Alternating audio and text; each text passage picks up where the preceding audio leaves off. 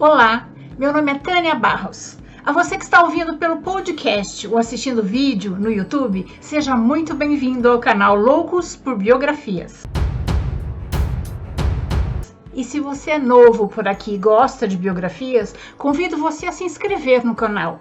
E se gostar deste vídeo, deixe seu like, seu comentário, porque assim esse conhecimento chega para pelo menos mais 2 pessoas. Juntos nós vamos conhecer a vida dos grandes escritores, inventores, cientistas, enfim, as melhores pessoas que passaram pela Terra. E as piores também, porque é do contraste que nasce a nossa consciência. Agora vamos lá. Senta que lá vem história.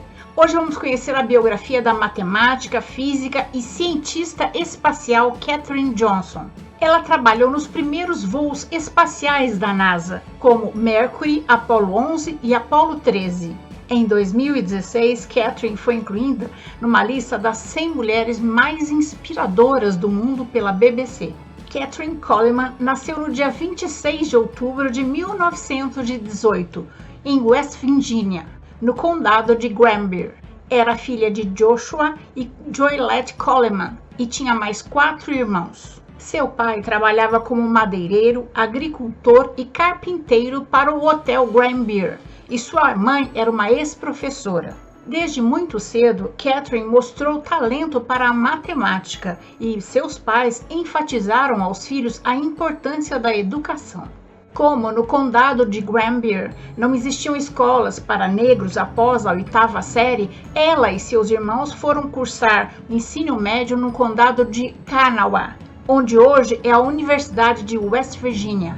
Ela contava tudo, contava os pratos que lavava, os passos que dava até a igreja, enfim, contava tudo o que pudesse ser contado. Katherine formou-se no ensino médio aos 14 anos. Vários professores a apadrinharam, entre eles a matemática e química Andrew Turner King e W.W. Shiflin Clayton, o terceiro negro a receber um doutorado em matemática no país. Ele chegou a criar novos cursos de matemática especialmente para Katherine, e ela, aos 15 anos, pôde cursar a universidade. Fez todos os cursos que ofereciam matemática. Se formou aos 18 anos, em 1937, com a nota máxima em matemática e em francês. Depois da formatura, ela mudou-se para Marion, em Virgínia, para ensinar matemática, francês e música em uma escola infantil. Em 1939, Katherine casou-se com James Francis Goble e juntos tiveram 3 filhas, Constance, Joylette e Katherine. As universidades estaduais eram para brancos e a Universidade Lincoln para negros. Caso não houvesse o curso pretendido na Universidade Lincoln, outras universidades poderiam aceitar estudantes negros. Mas para isso eles teriam que recorrer à Suprema Corte dos Estados Unidos. No mesmo ano em que se casou, Katherine se tornou a primeira mulher negra a ter uma decisão favorável da Suprema Corte dos Estados Unidos para que ela estudasse numa universidade para brancos. Katherine optou pela matemática, com interesse em pesquisas nessa área, uma porta com muitos caminhos fechados para mulheres negras nessa época. Os primeiros empregos que conseguiu foi para lecionar. Em uma reunião de família, um parente mencionou a NACA, que depois viria a se tornar NASA. Ele disse que estavam com um processo seletivo aberto, especialmente para mulheres negras, para o Departamento de Navegação. Katherine inscreveu-se em 1953 e foi automaticamente aprovada para o novo time da NASA. De 1953 a 1958, Katherine trabalhou como computador de saias, onde era supervisionada por Dorothy Vaughan. Porém, Katherine e as outras mulheres negras da divisão de computação eram conhecidas como computadores de cor e estavam sujeitas à segregação. Elas tinham que trabalhar, comer e usar o banheiro separado dos colegas brancos. Em 1956, seu marido James faleceu por causa de um tumor inoperável no cérebro. Katherine ficou viúva com 3 crianças pequenas.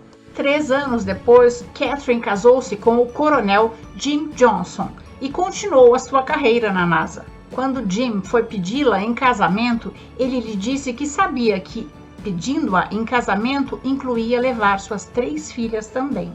O Departamento de Controle Aeroespacial precisava de uma pessoa boa em cálculos e perguntou à supervisora Dorothy se entre as computadores de saia ela tinha alguém com esse perfil, e ela indicou Catherine.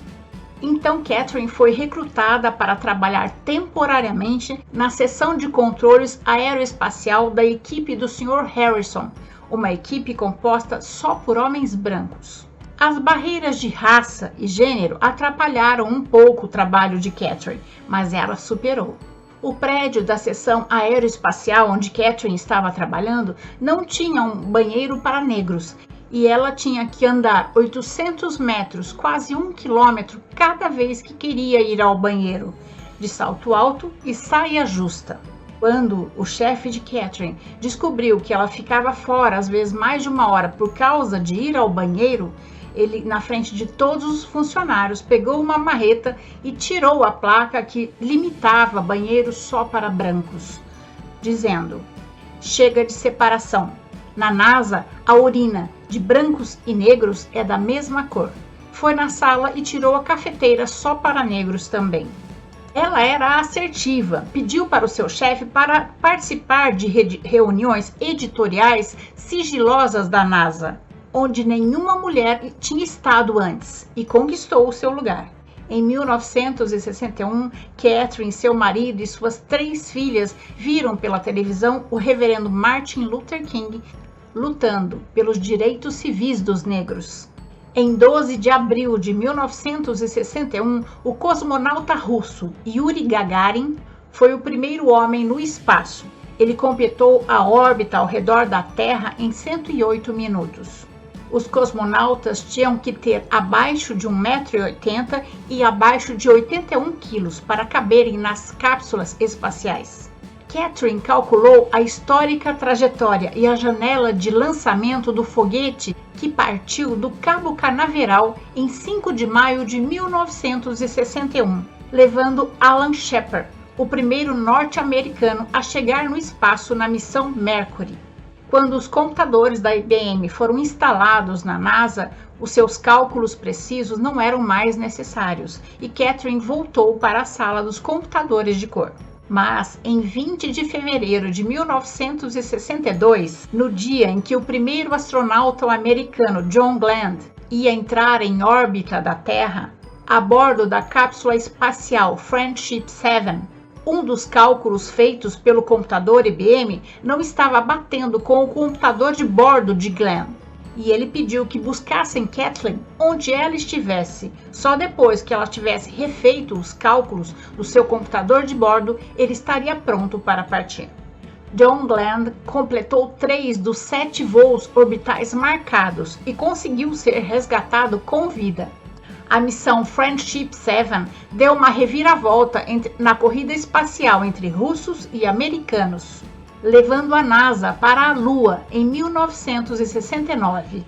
Katherine Johnson estava lá. Ela continuou a fazer cálculos para a missão Apollo 11, que possibilitou a descida na Lua dos astronautas Neil Armstrong, do piloto e astronauta Buzz Aldrin, em 20 de julho de 1969.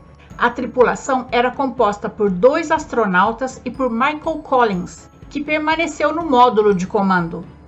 Em 1970, ela trabalhou na missão Apollo 13, mas a missão foi abortada, porque 2 dias depois do início da viagem, um dos tanques de oxigênio do módulo de comando e serviço explodiu, e Catherine trabalhou nas cartas que auxiliaram o retorno em segurança dos astronautas Jim Lovell, John Swigert e Fred Haise para a Terra 4 dias depois. Em seguida, Catherine passou a trabalhar em computadores digitais, como os que conhecemos hoje. Sua habilidade e reputação em precisão em cálculos deu confiança para que seus colegas trabalhassem com a nova tecnologia.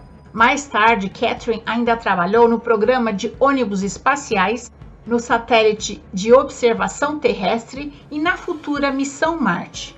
Ela foi coautora de 26 artigos científicos. A NASA mantém uma lista dos seus artigos mais significativos com link de busca.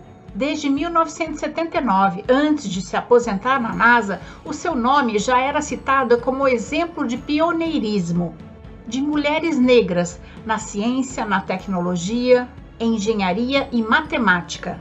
O impacto de seu legado pioneiro para a ciência espacial e computação lhe rendeu diversas honrarias e homenagens, além de servir como inspiração para outras estudantes. Em 24 de novembro de 2015, Katherine Johnson recebeu das mãos do presidente Barack Obama a Medalha Presidencial da Liberdade, uma lista com apenas 17 nomes de homenageados. Em 2016, a NASA a homenageou com uma instalação com seu nome, por seu trabalho pioneiro na viagem espacial. Katherine cantou no coro da Igreja Presbiteriana Carver por 50 anos e era membro da sororidade Alpha Kappa Alpha.